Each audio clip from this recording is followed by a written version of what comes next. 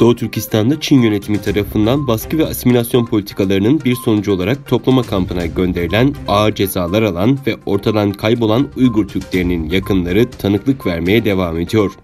Doğu Türkistan'ın Urumçi şehrinde doktorluk görevinden emekli olan Gulşan Abbas'ın çocukları Ziba Murat ve Zamira Murat, annelerinin durumuna yönelik Çin hükümetine açık mektup yazılı bir basın açıklaması yayınladı.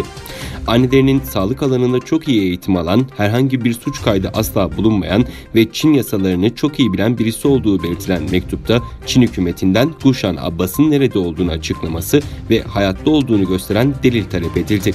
Onlar ayrıca uluslararası topluma seslenerek insan hakları mağdurları ve insan hakları savunucusu örgütlerden isteğimiz şudur ki bize onu bulmak ve bir an önce serbest bırakılmasını sağlamak için destek verin ifadelerini kullandı.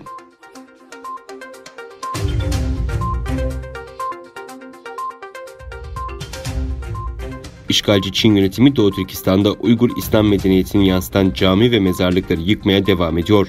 22 Mayıs'ta Urumçi'deki Shimigo Halk İşleri Dairesi, Konut İnşaat Bürosu ve Arazi Yönetim Ofisi'nin de dahil olduğu 3 kurumun imzasıyla Urumçi Bahar Vadisi'ndeki mezarlıkların taşınmasına ilişkin acil durum bildirisi yayımlandığı ortaya çıktı.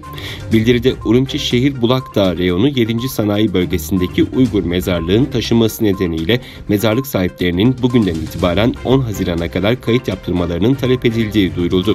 Ayrıca kayıt dışı mezarların öngörülen zaman dilimi geldiğinde boş mezar olarak kabul edileceği belirtildi.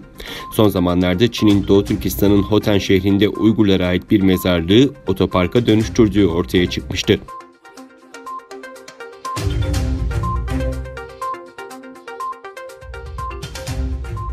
ABD Dışişleri Bakanı Mike Pompeo, Çin yönetimini 1989'daki Tiananmen olaylarında hayatını kaybedenleri anmak için her yıl Hong Kong'da düzenlenen töreni engellemekle suçladı.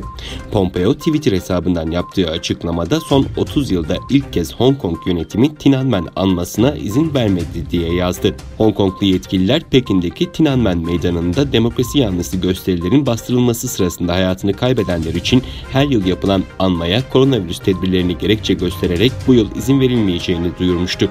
ABD Dışişleri Bakanlığı Sözcüsü Morgan Ortagus da Hong Konglu yetkilileri insanların barış içinde Çin Komünist Partisi'nin kurbanlarını anmasına izin vermeye çağırıyoruz açıklamasında bulundu.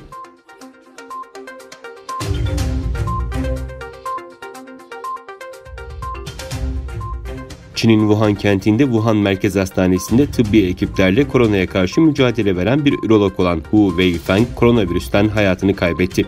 Koronavirüs nedeniyle ten rengi koyulaşan Hu Weifeng 4 ay süren tedaviyi başarılı bir şekilde tamamlayamadı. Hu'nun virüsün karaciğerinde neden olduğu büyük hasar sonucu ten renginin koyulaştığı ifade edilmişti. Doktor Hu Weifeng'in Cuma günü hayatını kaybettiği ifade edilirken Çin Devlet Televizyonu Çinli doktorun vefatını dün duyurdu.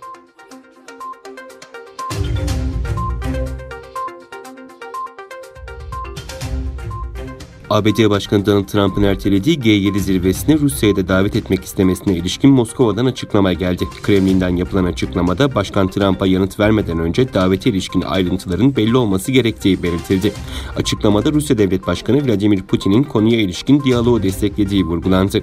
Trump'ın davetinin resmi olup olmadığı açık değil diyen Kremlin sözcüsü Dmitri Peskov, yanıt vermeden önce Moskova'nın planlanan zirvenin gündemi ve formatı konusunda ayrıntılı bilgiye ihtiyacı olduğunu ifade etti.